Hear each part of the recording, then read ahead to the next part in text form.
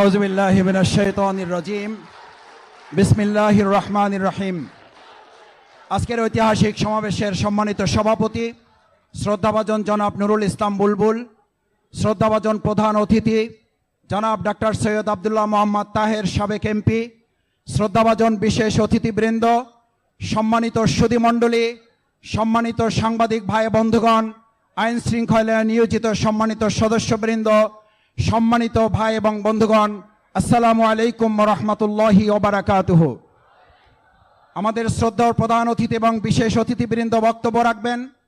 আমি শুধু আপনাদেরকে দু একটি কথা বলে আমার সংক্ষিপ্ত বক্তব্য শেষ করতে চাই। সংগ্রামী ভাই এবং বন্ধুগণ, আমাদেরকে আজকে আপনাদের সমাবেশ করার অধিকার ফিরিয়ে দিয়েছেন। এবার আপনাদের কাছে আমরা আহ্বান জানাতে চাই, আমাদের প্রিয় কাফেলা বাংলাদেশ জামাত ইসলামীর যে নিবন্ধন আপনারা ছিনিয়ে নিয়েছেন, সেই নিবন্ধন এখন ফিরিয়ে দিতে হবে।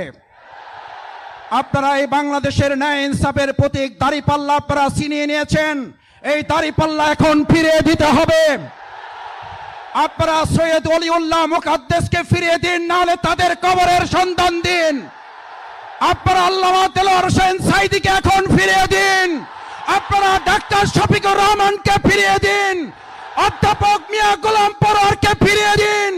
মাওলানা রফিকুল ইসলাম খানকে ফিরিয়ে দিন।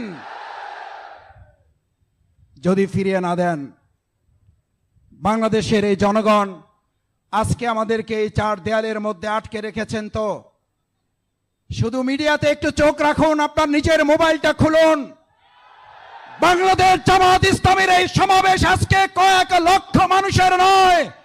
বাংলাদেশ জামাত ইসলামের এই সমাবেশ আজকে বাংলাদেশ পেরিয়ে গোটা বিশ্ব মানবতার মুক্তির সমাবেশে পরিণত হয়েছে। আমাদেরকে যত আটকাবেন তত দ্রুত গতিতে এই জামাত সামনের দিকে এগিয়ে গিয়েছে। আমি বহুবার বলেছি, পানির স্রোতকে যখন আটকাবেন তখন সেটার শক্তি থাকে না। সেই পানির স্রোত যখন আপনি স্বাভাবিক গতিতে চলতে দেবেন, সেটা শক্তি থাকে না। যখন সেই পানির স্রোত ছুটতে শুরু করে, সেই পানির স্রোত আর শুধু শক্তি হয় না, সেখান থেকে বিদ্যুৎ আবিষ্কার হয়। বাংলাদেশ জামাত ইসলামী আজ বিদ্যুতের শক্তি নিয়ে গোটা মানুষের অধিকার আদায়ের আন্দোলনে ভূমিকা পালন করবে।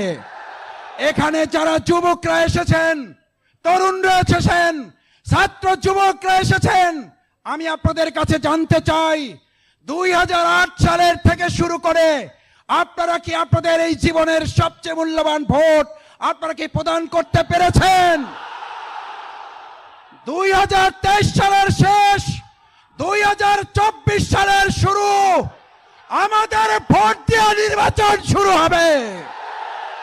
এই ভোটের আন্দোলনে কোন বাধা আমরা মানব না। নিরপেক্ষ নির্দলীয় তত্ত্বাবধায়ক ছাড়া বাংলাদেশে আর কোন নির্বাচন হবে না।